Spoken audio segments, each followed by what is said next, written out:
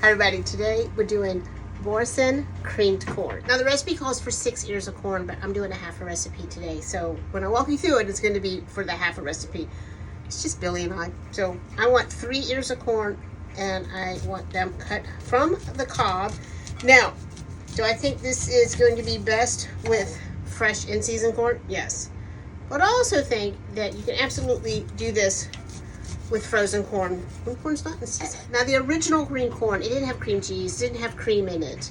It was done by how you cut the corn, and you just came down and just kind of cut the tops off of that corn, just little tiny pieces like that, and then you came back and you did another pass, but you don't go all the way to the cob, and you just do another pass down. And then with the back of your knife, you would take it and go down it to, as they called it, milking the cob to get, and can you see that starch up on there? And you would get all of this starch just from flying. And that was the original cream corn. Now I think the canned cream corn, I haven't looked at one in years, I think theirs has cornstarch in it. Now, if you wanted to do traditional cream corn, it's kind of hard these days because the corn has been modified for different reasons, drought tolerance, more yield, that kind of thing. And a lot of them, that corn that you get in the grocery store, you don't get any of that milk out or that starch out. They're really dry. This came from a local farmer here, and so he probably has kind of an older variety of the corn that hasn't been really modified. So you could do it.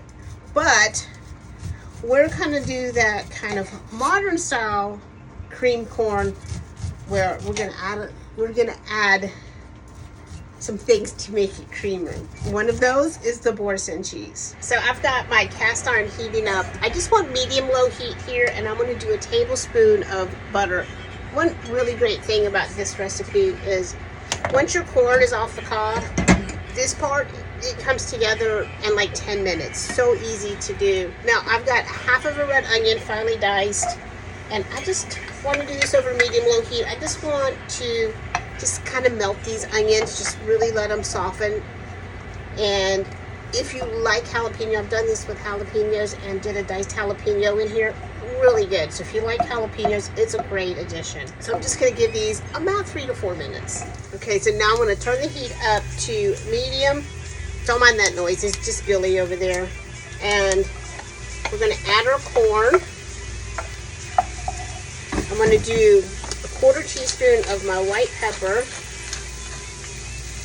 and 1/2 teaspoon of kosher salt, and then we're just going to let this cook for about 4 minutes, just till that corn just starts to soften. Then we're going to add 1 teaspoon of red wine vinegar and 1 teaspoon of hot sauce, and we're just going to give that a minute to cook out. And now we're going to go back to that medium low heat, and we're going to add our Boursin up. Because I'm doing a half of the recipe, I'm only doing half of my hunk of Boursin, and we're just going to let that slowly melt in. And now that that's melted in, I'm going to do buttermilk. I'm going to do a tablespoon at a time, just until it gets that consistency, that kind of creamy look or feel that I'm looking for. And let's have a taste.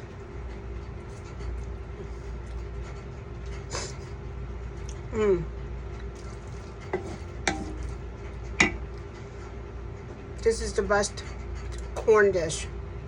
I really hope that you get some fresh ears of corn before they're gone and make this dish this summer. It is absolutely one of my favorite corn dishes, hands down. And in fact, I need another bite. Boursin cream corn. I'll see y'all later. Bye.